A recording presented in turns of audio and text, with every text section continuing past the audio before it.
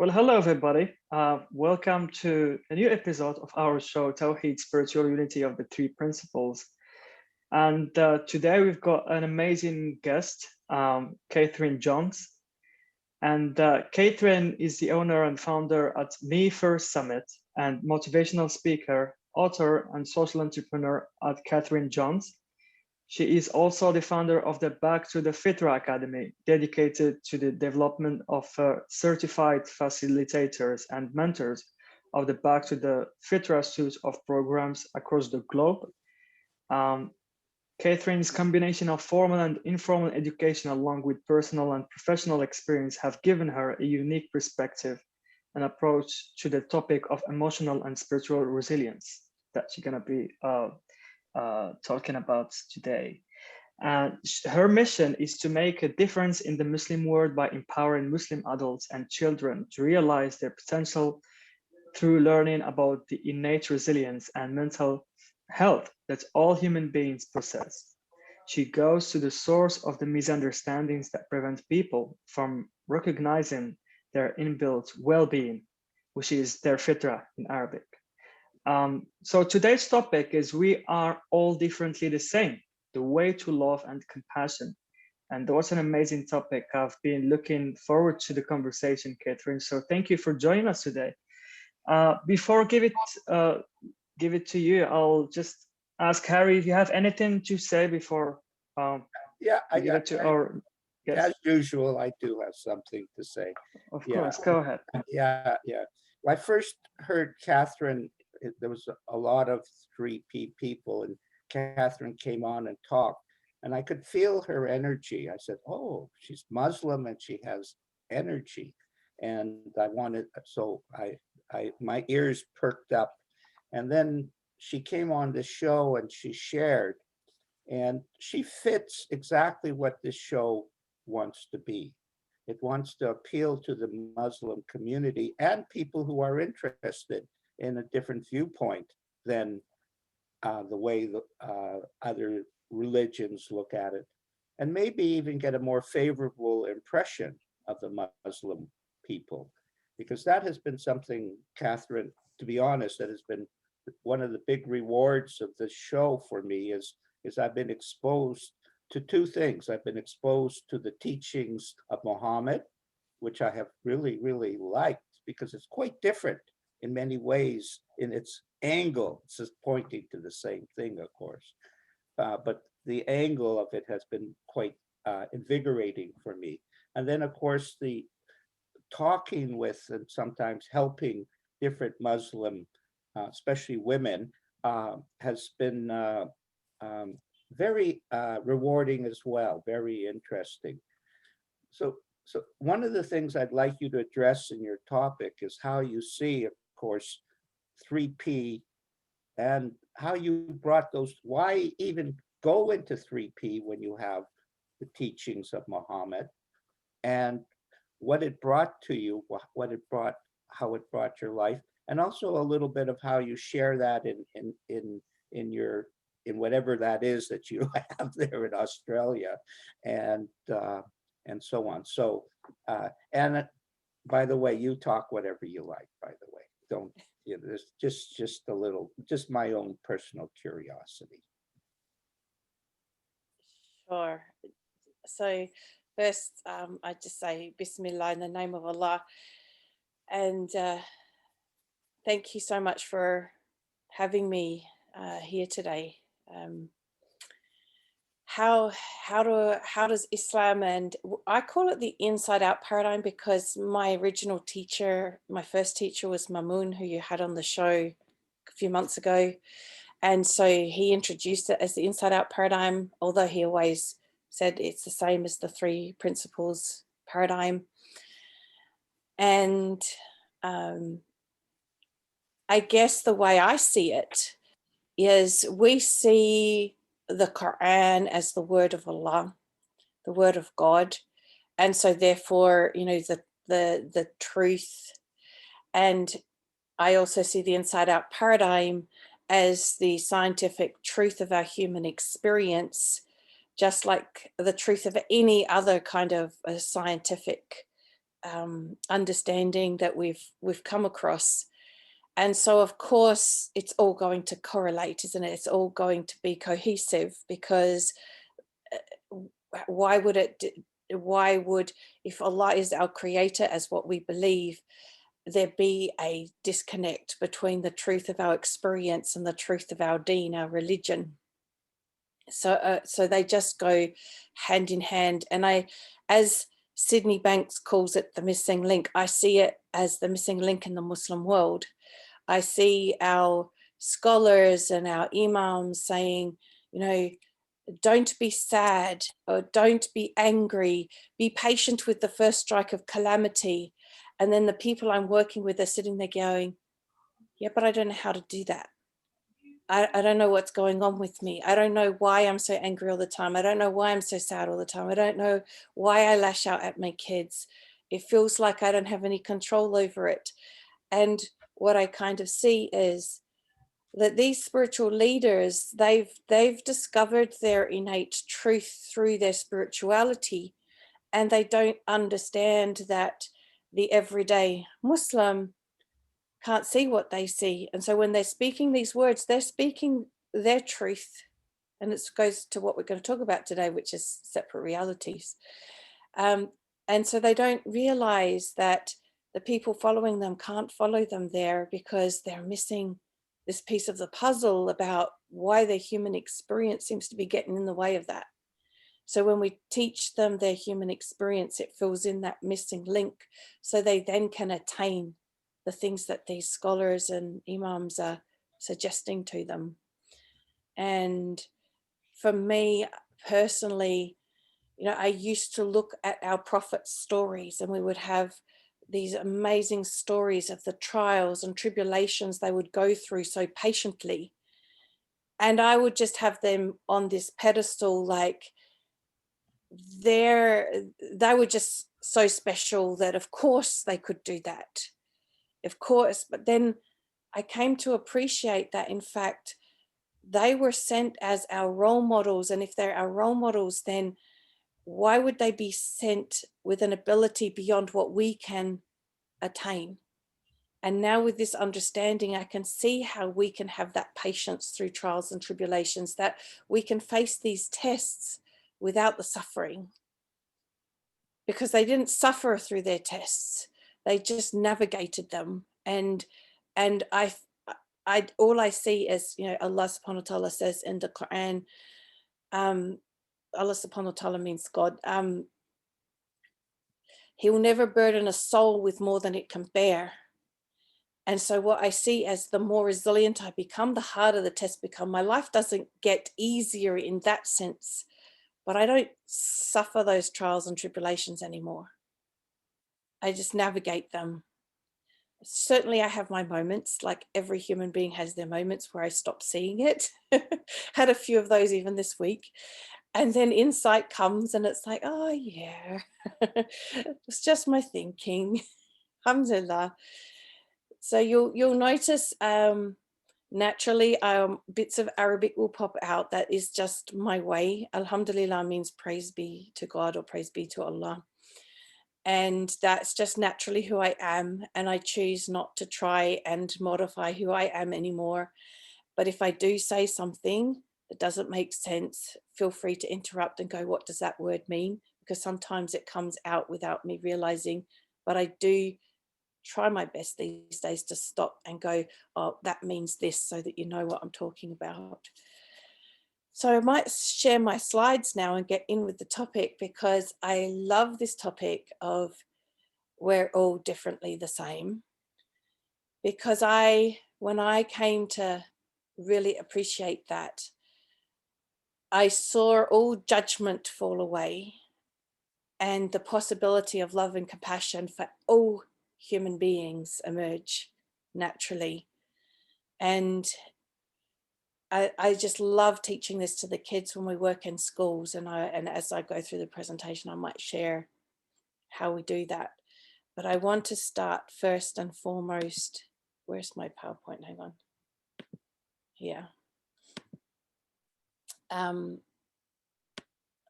get the video and What a beautiful looking language, though. It's just like none of it makes sense, but it looks like petroglyphs on a rock or something like that. Yeah, and I can read it now, but I don't understand what I'm reading, and I'm not going to read it for you today in Arabic because it's still very stilted, my reading in Arabic. But I can recognize certain words, like in the middle of the first line, it's the word khalaq, which means created. I remember that word. But this is a verse from the Quran, and it says, "O humanity, indeed, we created you from a male and a female and made you into peoples and tribes so that you may get to know one another. Surely the most noble of you in the sight of Allah is the most righteous among you. Allah is truly all-knowing, all-aware." And I think it's really key to understand that when what this verse is really saying to us is, it's not skin color, it's not language, it's not your heritage, it's not your wealth, it's not your status, it's not your class, it's not your gender. What differentiates us from an Islamic perspective is righteousness. And naturally, what I see, even amongst those in the three principles world who don't necessarily follow Islam, that righteousness grows through this understanding that we have, because things like judgment fall away, because what emerges is love and compassion. And the reason it emerges is because love and compassion is what we already began with. So you said that my academy is called Back to the Fitra. The Fitra is our innate state, and it's our innate state of believing and understanding God, and having that confidence, compassion, love, resilience, patience, all these beautiful qualities that we were all born with.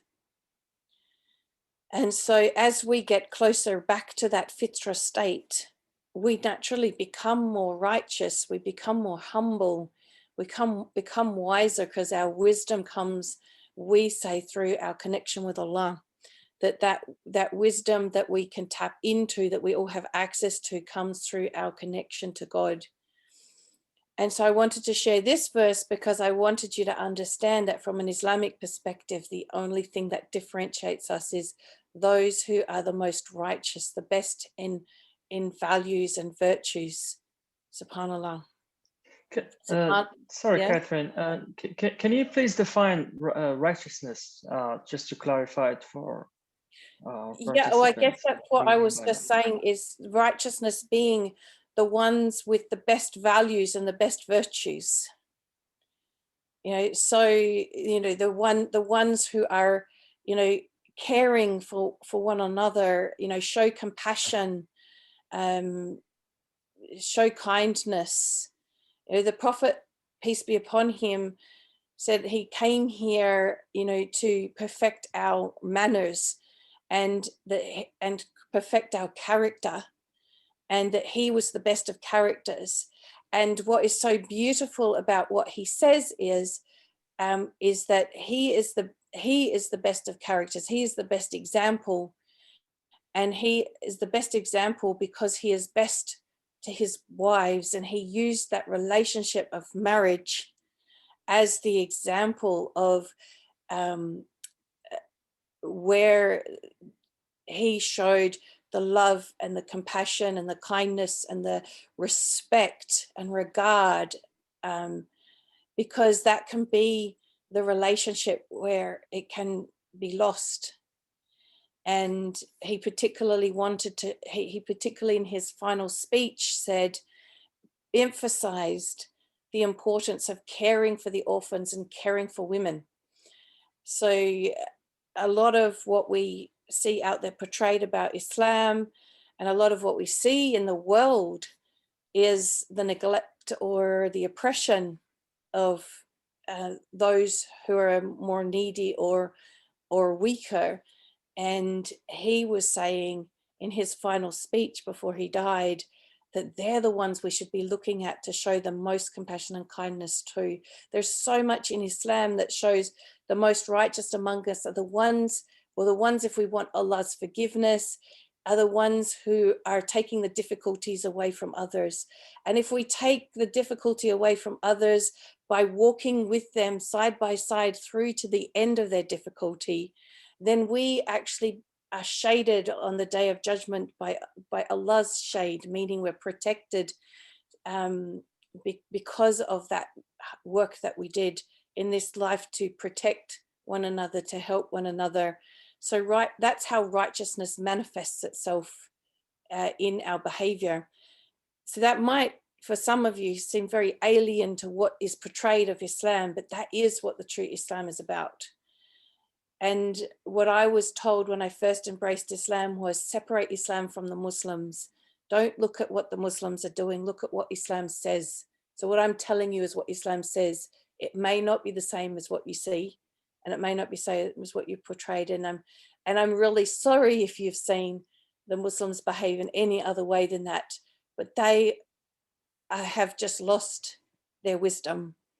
And their wisdom has been lost because of their experiences, just like our wisdom gets lost through the things that have disconnected us from our wisdom as well. And, you know, may Allah guide them back to their wisdom so that they can be the best example of what Islam represents. Does that answer your question, Omar? Yeah, thank you. And I also just want to say something about what you just said last. That, you know, insan, like which means, it's an Arabic word which means like human being, but it also comes from nisyan in Arabic, which is to forget. So we forget who we truly are. You know, we forget our wisdom. We forget what we are here for, and we get lost in the maze of thoughts. And as Sydney Banks used to say, that we are all in the same, you know, in the same boat, and use the same gifts of thinking, and we could use it either in our own benefit or against us. So we innocently just we sidetrack, and then we forget, and we stay there. And for me, the three principles makes me much more closer to my religion, in a way that I can see myself going south, and then coming back to fitra, to our innate health, innate well-being, something that we all have. Yeah. So yeah, talking about Sydney, that's where I was going next, was to talk about Sydney's quotes. So when I work with the kids, this is where the story about working with the kids, we do a session on diversity. Because what I see diversity as now is diversity is not race, religion, color of your skin, ethnicity, language groups. Diversity is right at an individual level. And when diversity comes to an individual level, then that's when the judgment falls away. And that is when we are able to be compassionate with everybody, no matter who they are. And when we do this activity, I divide a whiteboard into 4, and we go, what is visibly the same about each other? What's visibly different about each other? What's invisible and the same? And what's invisible and different? And then we look at that picture and we realize that, you know, we have so much that's visually the same. Like, you know, most people have 2 arms, 2 legs, 2 eyes. You know, of course, we have the exceptions there, but generally there's things that are the same. However, what's different about those is different hair color, different eye colors, different skin colors. And then when it comes to what's invisible and the same, we all have the same organs, we all have blood pumping through our body, we're all breathing air in and out and all these things. And when it comes to what's invisible and different, it's what our content of our thought. That at the end of the day, it's thought. And that's where the true diversity that matters happens. And so, you know, this is where the separate realities starts to get woven into what we teach the kids. So Sydney said, thought is not reality, yet it is through thought that our realities are created. It is what we as humans put into our thoughts that dictates what we think of life. And so, as he also says, our thoughts are the divine paintbrush we use to paint a picture of how we observe and relate to this reality we call life. So each and every single one of us have our own artist's brush, and we're painting our own picture, and we can be experiencing exactly the same thing, but we'll paint our own picture of it. Just like if someone was to put, as they would do when I remember back in year 8 art, you know, a table with a few pieces of fruit and a vase of flowers or something, and they'd get us all to paint it. No one would paint the same picture because no one would see it the same way. Not just because they would be in different positions from the room, so they're seeing it from different angles, but because each and every one of us is interpreting through thought our reality. And so every single one of us is experiencing life, the same life, through our own separate lens, through our own separate perspective. And so in The Enlightened Gardener, Sydney describes it really well. He says, the gardener, as he's speaking to the psychologist in the book, take that rose bush, for example. We are looking at the same plant, but our perception of it varies according to the way we each think and see. One person may see a vigorous rose, another may see a rose that could benefit from a little pruning, and a third may see a mess that no amount of attention would save. The rose bush isn't changing.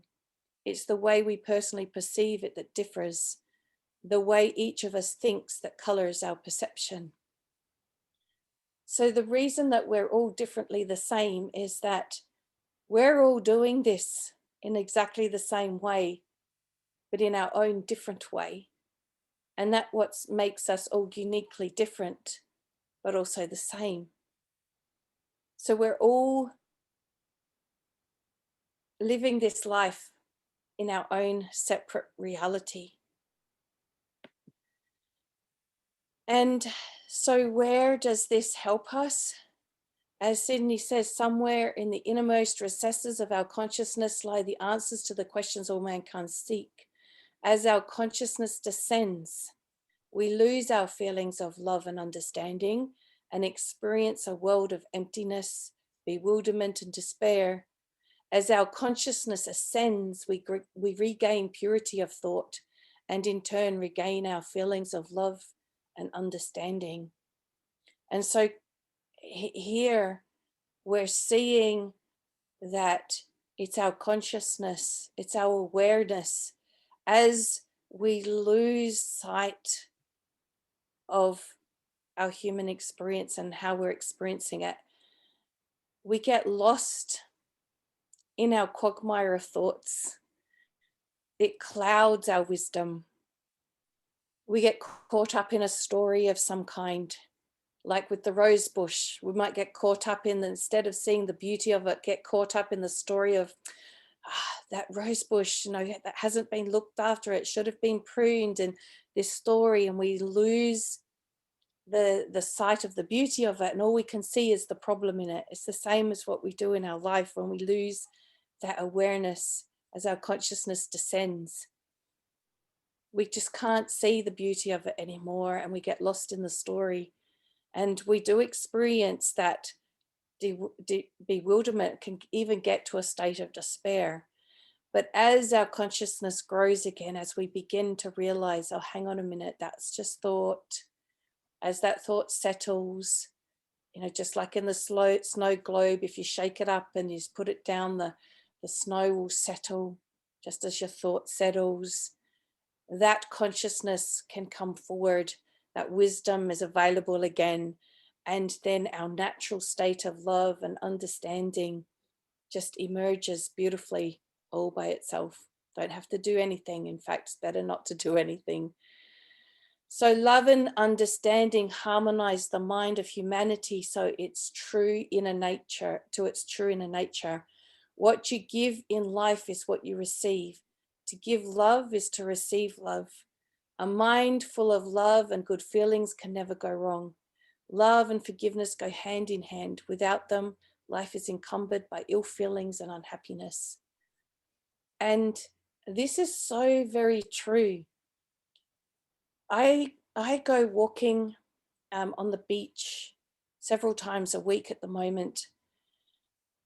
And I'm just always surprised at how many people want to smile and say hello to me, because I'm walking just in this state of love and just seeing the beauty around me. And somehow they're seeing that too. I'm a Muslim dressed in hijab, walking on the beach, you know, looking very overdressed compared to everybody else in the 37-degree heat yesterday. SubhanAllah. But everyone wants to smile at me and say hello. And even those faces that have all that judgment about Muslims and Islam, I see their face soften as I connect with them, as I notice them and look at them. You know, when you radiate that, people can't help but reflect it back. It breaks down the barriers. SubhanAllah. I say SubhanAllah is another way of praising Allah, because we see everything comes back to Allah. So I just see, you know, so much truth in Sydney's words and how it just, you know, correlates beautifully, you know, with our Islamic understandings as well. Among the greatest gifts given to us are the powers of free thoughts and free will, which gives us the stamp of individuality. So this power of thought gives us our individuality, because we can use it any way we choose, you know. And there are people out there, unfortunately, who make the choices to use it in a way that's not helpful. And you know, all I can say is we need to have love and compassion for them too, because they've just lost sight. They are the ones who have lost that consciousness. They've gone to somewhere in despair. And it's in that desperation of trying to to find their way out of that, usually through intellect rather than through wisdom, that they're doing and saying things that unfortunately aren't, you know, the best. And that includes the Muslims out there that may not be representing Islam. But as each and every one of us, no matter what our religion, no matter what our background, you know, as we have that wisdom, we can use that power of thought to do amazing things, to be a beautiful part of the solution. And we can do it all in our own absolute individual way. It's one of the things I love so much about, you know, the events that we have in the Three Principles world, where we get to hear everybody's different perspectives, because you will hear something from one person, you won't hear it the same way from another, but you'll get a different perspective, a different understanding, and your own depth of understanding just grows.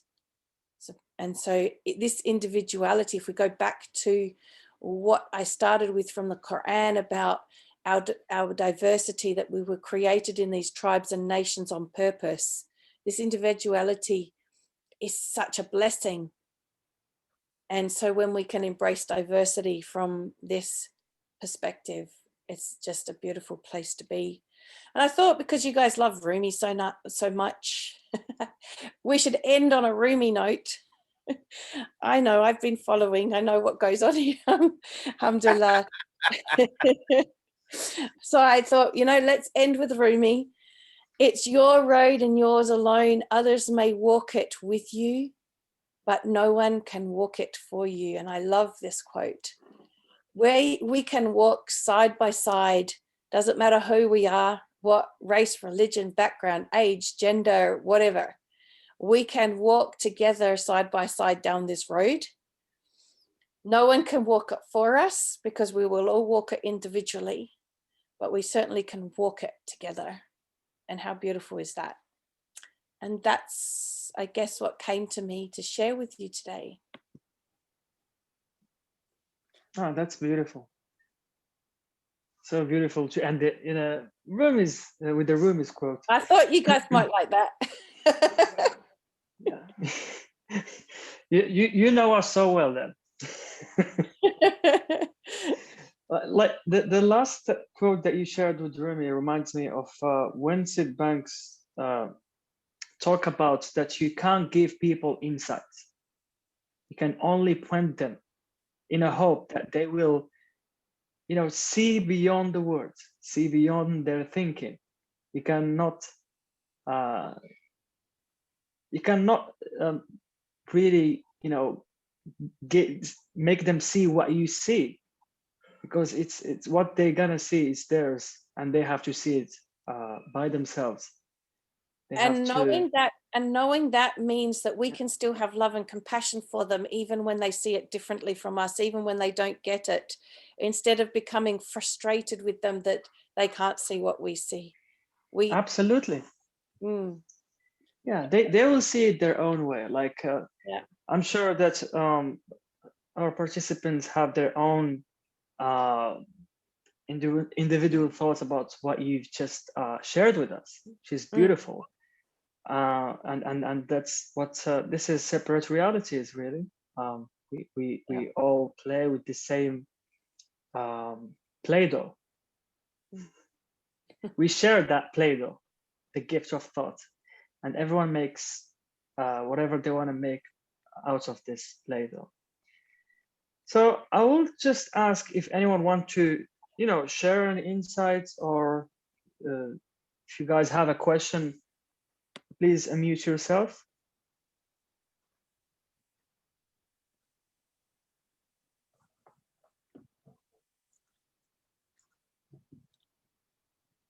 When you were talking about, there's a few things. Terry. Yeah. When you were talking about that everybody, you cannot point to, you can only point to people hearing truth within themselves. They cannot do it for them. I've been noticing that people are a mirror of myself. And what I've noticed is that when I grasp what they're saying, where before I was looking at it from my perspective, that they didn't hear what I'm trying to point to, but I actually finding that that's a huge restriction coming from my thinking, not hearing what they have. Inevitably, they have a truth, a pearl to share as well. But I love that beginning. It really touched me about how the tribes have to learn to understand each other. And that seems to be the #1 problem in the world today. Men and women don't understand each other. Communities don't understand each other. Everybody has gotten selfish. And so what I'm noticing when I'm talking to people, where before I would say, well, they just don't get it. Now I see I don't get it. And that has really helped me to, it takes a burden off your heart, because of course you have a little, not only disdain, but a little disappointment. To me, disappointment is a tough one. Like for me personally, it's tough. And when you don't have a disappointment with people, you have the opportunity to open your heart to something new. And within what you're sharing, the separate realities are about, we have something new to learn from other people. And 3P has a tendency to think we have the answer and you don't. And that's not Sid's message at all. He hated that aspect of it, hated it totally.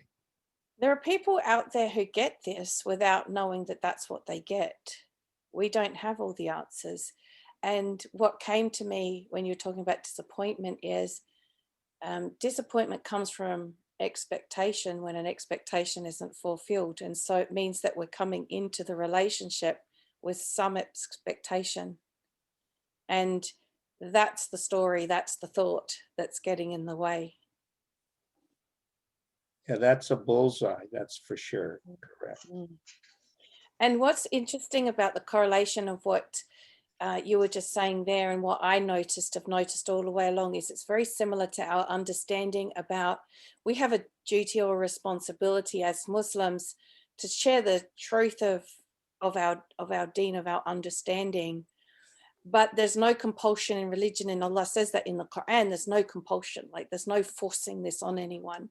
And the reason there's no forcing it on anyone is you can't force someone to be a Muslim, because in order for it to be accepted from them in becoming a Muslim, they have to believe what they're saying, what they're entering into, and you can't force anyone to believe something. Yeah. So you can't force somebody to be a Muslim. Yeah. Sorry, they need a change of heart. It's mentioned in the Quran that there is a word in Arabic, basira, and basira is the heart. When your heart is open for it, then that's the only way how you would know that it aligns with you. And so we're also taught that anyone who Allah guides, no one can misguide, and anyone who Allah has left astray, no one can guide. And so when we go into that process of sharing about Islam, we go into it without expectation, because it's not in our hands. It's not in our control. Our job is to just share the truth. And so because I had that understanding, it became very easy to enter into sharing about this paradigm in the same manner without expectation, because it's not in my hands whether they get it or not. It's just my job to do the best I possibly can in sharing it. So neutral. Yeah. And that's, of course, I'm human, and sometimes I will have my moments where it's like, oh no, I've just got to explain it in a different, I've got to get them to get this. And then well, it's not going to work that way, is it? Drop that thinking. Because it doesn't work when you come at it from that perspective. The wisdom's gone. Yeah, beautiful. Joe has something he'd like to share with you, Kathryn. Go ahead. Yeah, I mean, it's beautiful what you're saying, but it made me think is that we all kind of do that, don't we? We kind of create a way we think the world should be, or that people should be, or an expectation, and then we kind of put it onto people and expect them to kind of behave. But when we kind of drop that away and then get that kind of inner connection with each other, it's when that kind of love comes out, that kind of feeling, and then we kind of become one, or kind of together, and then the other things kind of don't matter. And it's kind of seeing beyond that, isn't it? Rather than kind of seeing the other person should behave that way, it's kind of what we kind of create ourselves, and then be able to hear that we can drop that and become the connection to each other. So, I mean, that's what I kind of got out of that. Just thank you. Yeah, thanks for your thoughts, Joe. How beautiful would the world be if we all got this? It'd be so amazing. The joke is we do have it. Exactly. But if we didn't lose sight of it, but then that is what we were created to be like, wasn't it? And this part, we look at life as, well, this life is about the test, how we show up in it. And I guess it wouldn't be much of a test if we didn't lose sight of it, would it? I know what you're you're sharing it like it's time for the world to come together and love, and we have so much potential to live heaven here on earth, or whatever words we want to talk about. And the test is indeed difficult. Can you imagine how difficult it was for Sydney to experience what he had? He saw, he lived, and had to see manifest. And he did say something. He was very practical, and he did say something. He said the world was going to get worse and worse. And I thought at the time he said it, how could it get worse? It's already at the bottom. But it turns out that, like everybody in despair, there is no bottom. There is just that bottomless pit, and then free will pours in at a certain point, and your common sense kicks in, and you join. But what I love, what you're sharing, Kathryn, is the spiritual feeling is there. That is part of the Muslim message that is missing in, I feel, in 3P and in the whole gambit of things. The spiritual message is there. And from that foundation, the human condition is scientifically explained, just to use, what I heard from what you were sharing. That's a beautiful union. That's beautiful. Mark, can you say something just for fun? Yeah, sure, I can.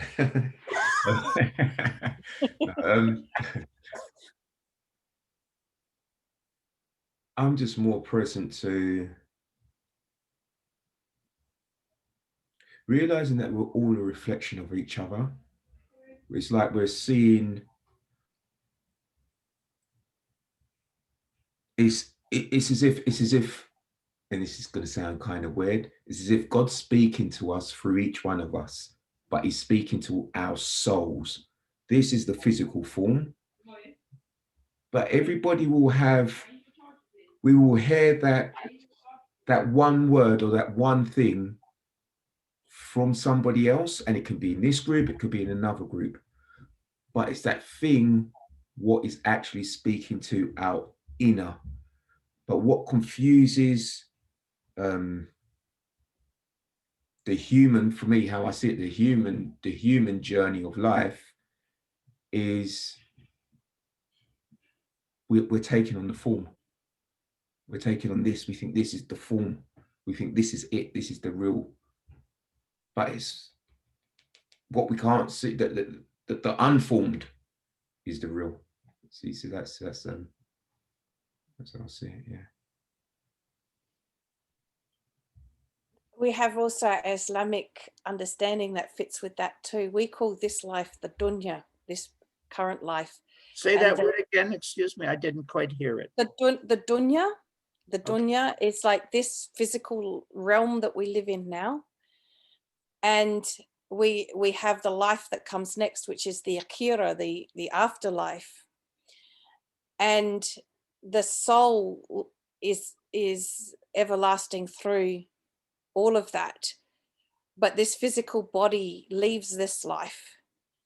And when we get focused on what we call it, focused on the dunya or attached to the dunya, it's like what Mark was saying, we become attached to the physical realm that we're living in, and we forget that there's more than this.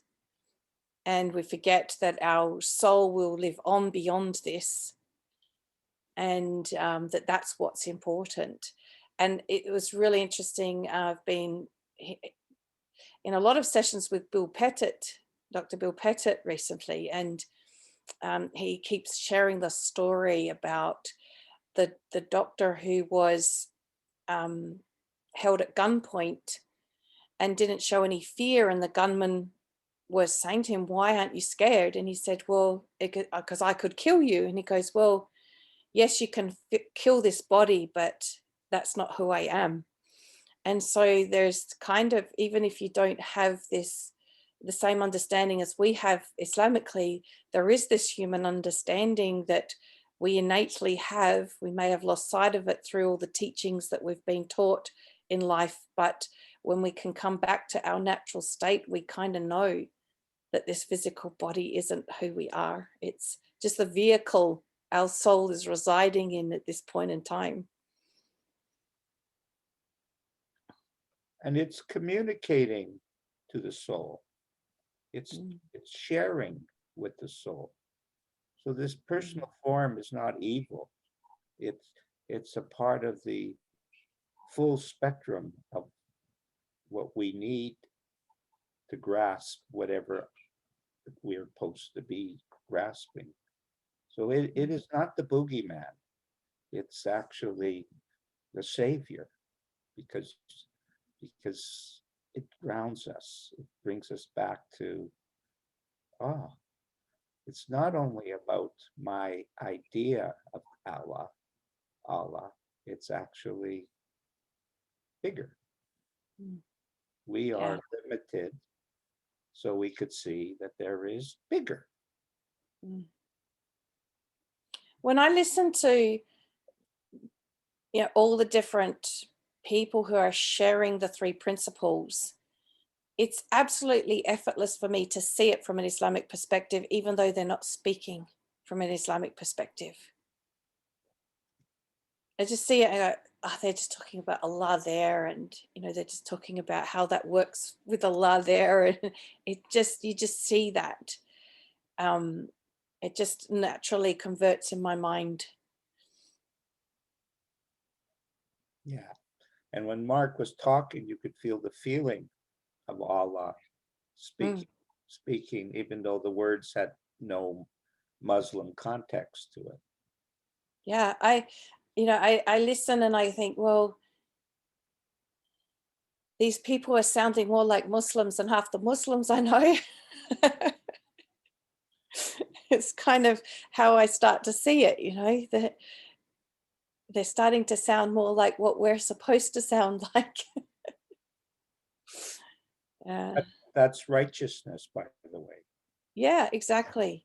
And everybody is capable of righteousness, because that is what we were all born as initially. And are right now. Yeah. Just losing sight of it somewhere along the line has led people to places which aren't so righteous. And that makes it really hopeful, because then we can come to them with love and compassion and help them see the way back. They may not. That's out of our hands, but it's only through love and compassion that we can point them in the right direction. So our judgment has to fall away first. And we have to understand it's Allah who's doing the healing. So it's a different time frame than our little minds, which are geared to scientific, this result. That's the linear world of psychology. The spherical world of spirit doesn't work in that. It's in a different thing.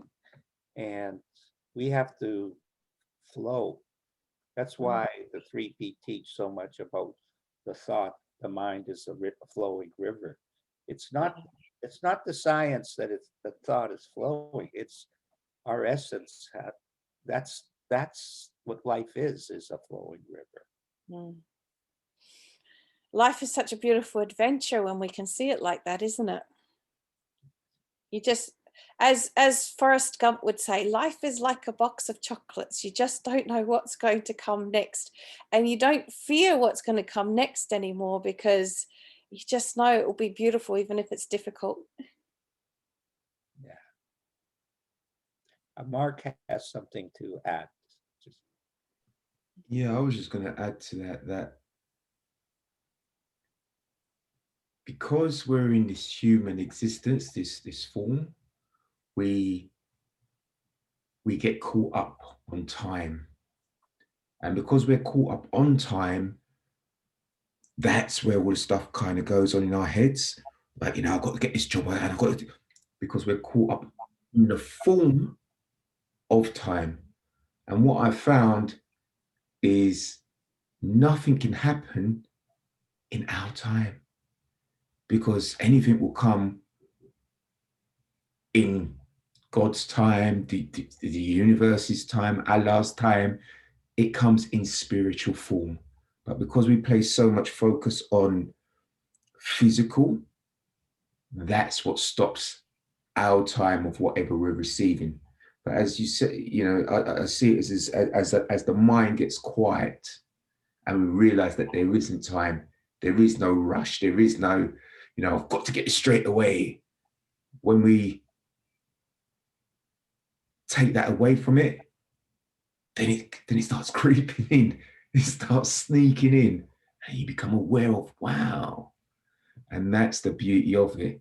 But because we live in time, we will always be in and out of it to a certain point until we understand the true realms of time. So yeah, I just wanted to start that. So beautiful, Mark. Thanks for sharing that, Marka. We've got one question actually from Facebook Live, from Omar, actually, Omar Wilson. He was one of our guests last 2 weeks ago, and he said, do you think it's possible to reach a great place of well-being without religion? I think that religion, our intellect, even this body that we have, are all a tool that it can either get in the way of our wisdom, or we can use it wisely. I think that's the best way I could answer it. Either it becomes a barrier to our wisdom, or we use it wisely. So when we see it as a tool, so if religion is seen as a tool, it can be of great benefit when used wisely. But religion itself can also be a complete barrier to wisdom, because people just take it from an intellectual perspective, a rigid, black and white, dogmatic sort of. And that's what I experienced of Islam when I first embraced Islam. And it's only been through this journey that I've been able to find the spirituality in Islam.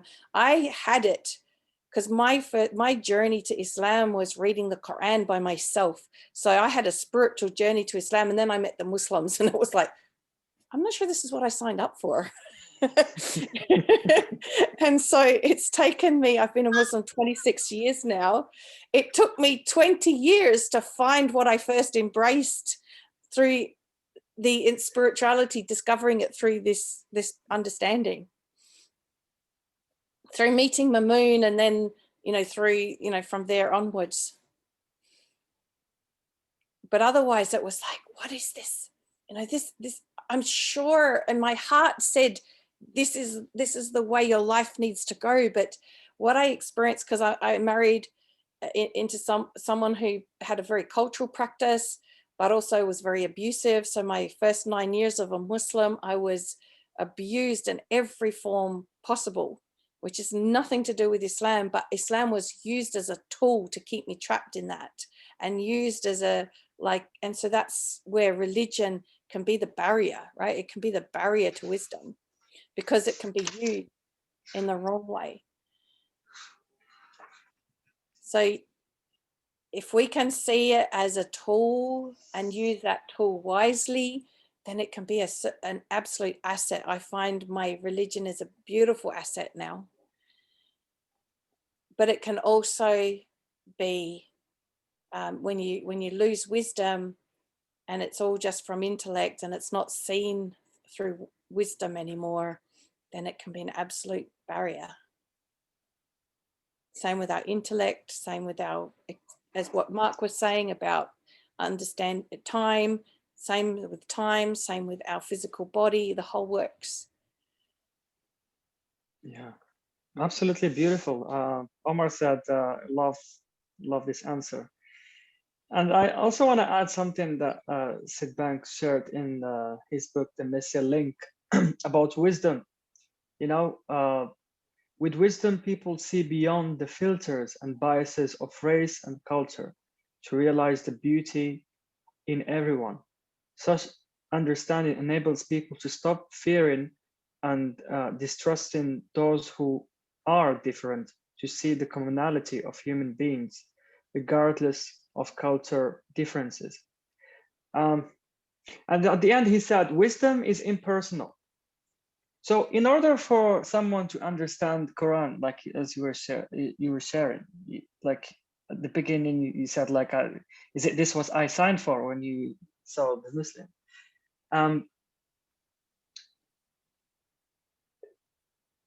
Wisdom is impersonal. Wisdom is immortal and unchangeable. Wisdom is the path to all spiritual understanding. So, I mean, we could really like see something as it is or as we think it is. And this is what I think most Muslims do with the Quran. You know, they try to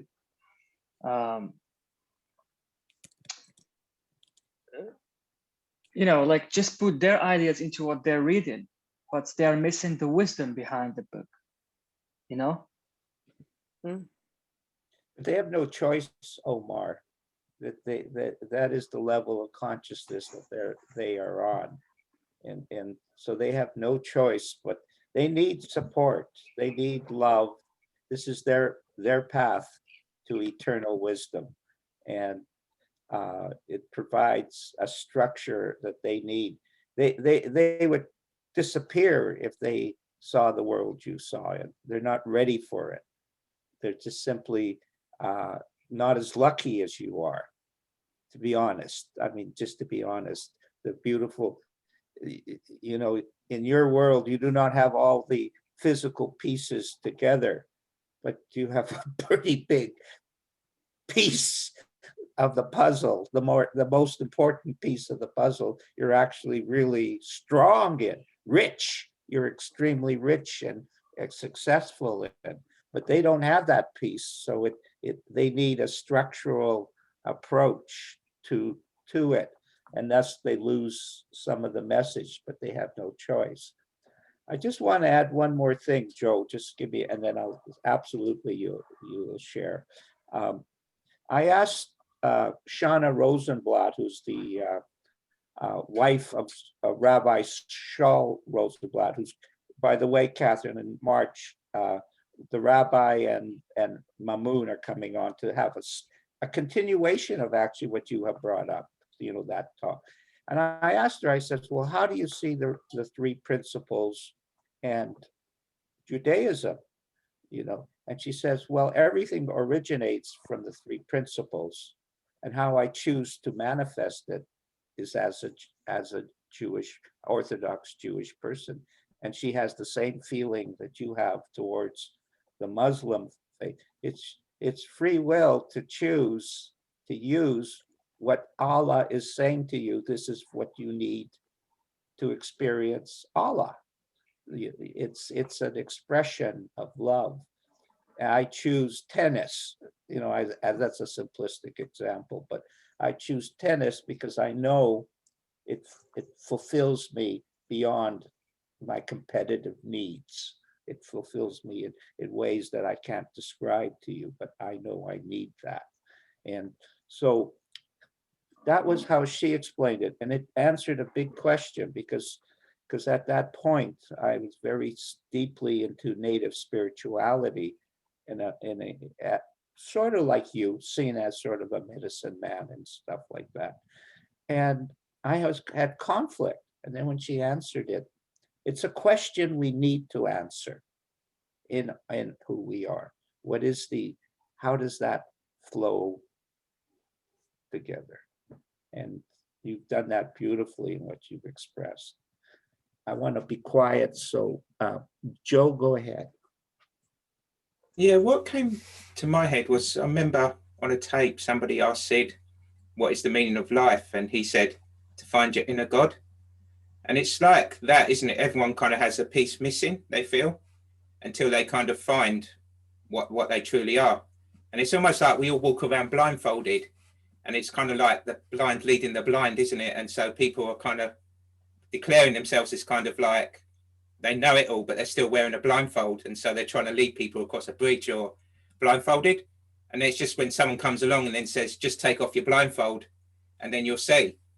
And then, I mean, I kind of always loved what Sid used to say about how it was kind of like the great cosmic joke, how we're put here and told to go find ourselves, and we go look everywhere and not realize that it's inside ourselves.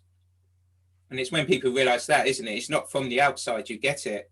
It is from within. And it's when we hear that word that awakens us. And it's kind of like when you ask, does it matter if you're religious or not? It's kind of like you're inside an egg, and it doesn't matter which spoon hits the egg. When it kind of causes that crack, then you kind of, the swan bursts out almost, or the light bursts out. And it's like that, isn't it? It's whatever kind of helps you to kind of break free and kind of find yourself again. And whichever pathway you take is the pathway kind of you're guided to take, and then you find yourself again.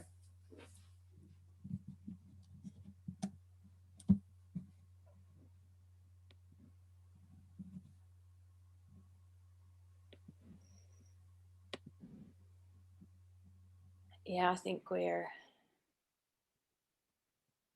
as this whole topic was about, we're all on the same journey differently, aren't we?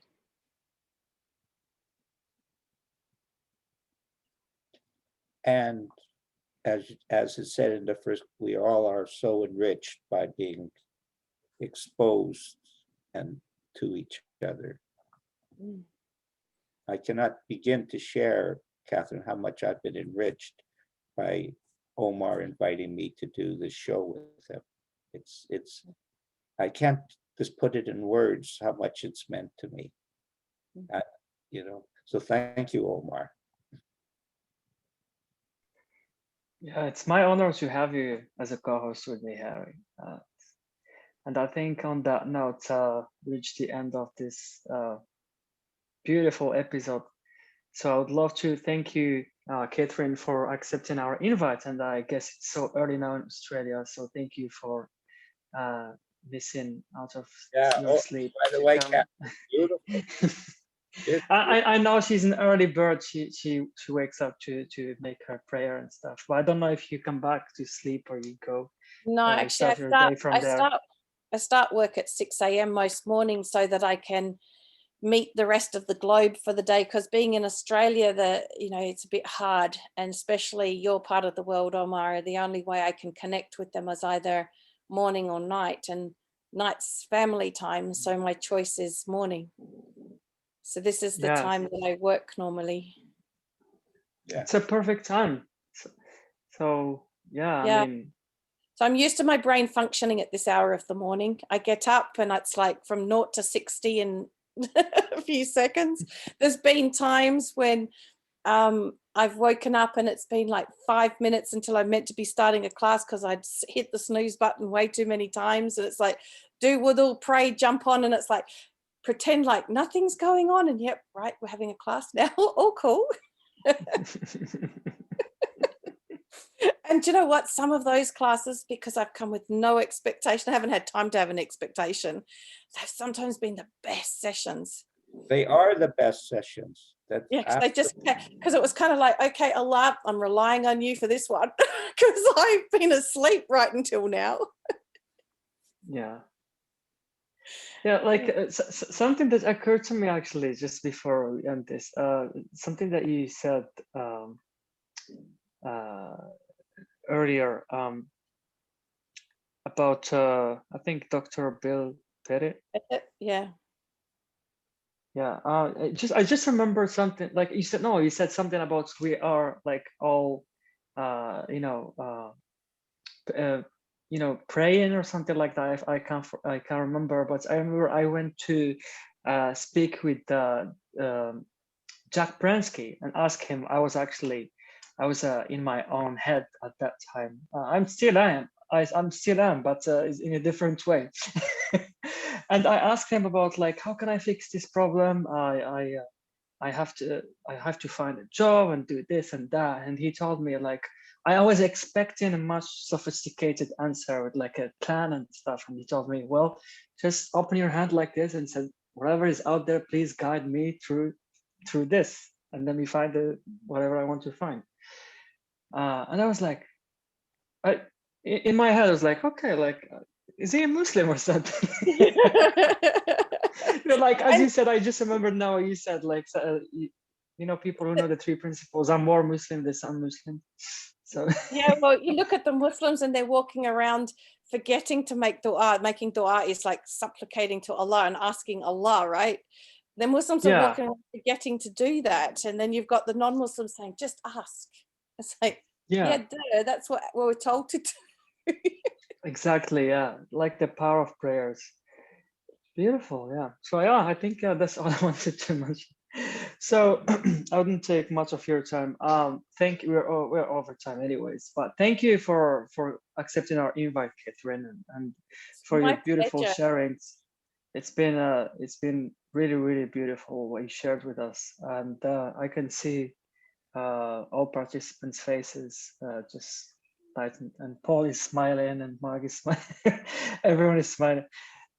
So yeah, that's been beautiful, and thank you for all our participants for joining us today. That's been wonderful, and see you in 2 weeks, guys. And I don't know what's the title for the next show, but just stay tuned, and see you in 2 weeks. Thank you, Kathryn. Thank you. Yeah, thank you, Kathryn. Very You beautiful. can unmute yourself and do the bye thingy, guys, if you want to. Beautiful. Awesome. Yeah, thank you, Kathryn. It's amazing. You're Thank you, most everyone. welcome. Yeah, thank you for having me.